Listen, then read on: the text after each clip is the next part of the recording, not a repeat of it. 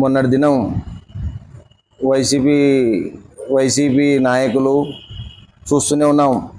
గత కొన్ని దినాల నుంచి వైసీపీ నాయకులు ఒకటే ధర్నాలు, ఒకటే కార్యక్రమాలు చేస్తున్నారు. కూటమి ప్రభుత్వంపై ఎన్నో ఆరోపణలు చేస్తున్నారు. నేను ఒకటే అడుగుతున్న వైసీపీ నాయకుల్ని, ఇక్కడ చేస్తున్నటువంటి నాయకుల ధర్నాలని వాళ్ళని ఒకటే అడుగుతున్నాను సమాధానంగా. కూటమి ప్రభుత్వం ఏం చేస్తుందని మీరు అంటున్నారు కదా. కూటమి ప్రభుత్వం గత వైసీపీ ప్రభుత్వంలో ఒక తల్లికి ఒక అమ్మఒడిస్తే, మా ప్రభుత్వంలో కూటమి ప్రభుత్వంలో ఎంతమంది పిల్లలు ఉంటే అంతమంది పిల్లలు ఇస్తున్న ఘనత మా కూటమి ప్రభుత్వం అనేది. ఇది వెన్నుపోట.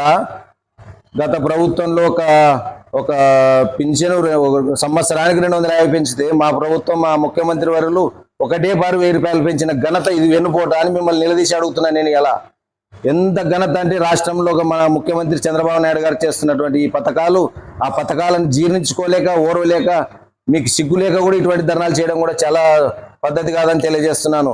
అలాగే మొన్న వైసీపీ నాయకులు కూడా, కొంతమంది స్థానిక నాయకులు కూడా ఏదో మాట్లాడడం జరిగింది. కోడుమూరులో నీటి సంఘం ఆఫీస్లో పార్టీ కార్యాలయం గురించి మాట్లాడడం జరిగింది. నేను ఒక్కటే చెప్పదలుచుకున్నాను. నీటి సంఘం ఆఫీస్ నుంచి అనుమతులు తీసుకొని ఎమ్మెల్యే క్యాంపు కార్యాలయం కట్టించడం జరిగింది. ఇక్కడ సొంత నిధులతో, మా గౌరవ పెద్దలు సొంత నిధులతో ఈ పార్టీ కార్యాలయం కట్టించారు. అంతేగాని ఎవరో డబ్బులు వసూలు చేసినారు, అది చేశారు అనేది నీతిమాల మాటలు, సిగ్గుమాల మాటలు తప్పు. ఇది చాలా తప్పు. మీరు అనడం కూడా చాలా తప్పుగా భావిస్తున్నాము. ఎవరొక్కరు నిరూపించండి. ఎవరైనా డబ్బులు ఇచ్చినారేమో.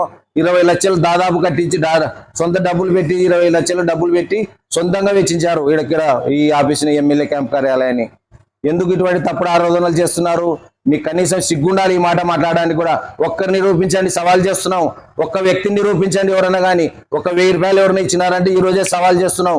మీ పైన ఇలాంటి నిరాధారాలు చేస్తే కంపల్సరిగా కంప్లైంట్ చేస్తున్నామని మీకు అందరికి తెలియజేస్తున్నాను. అందరూ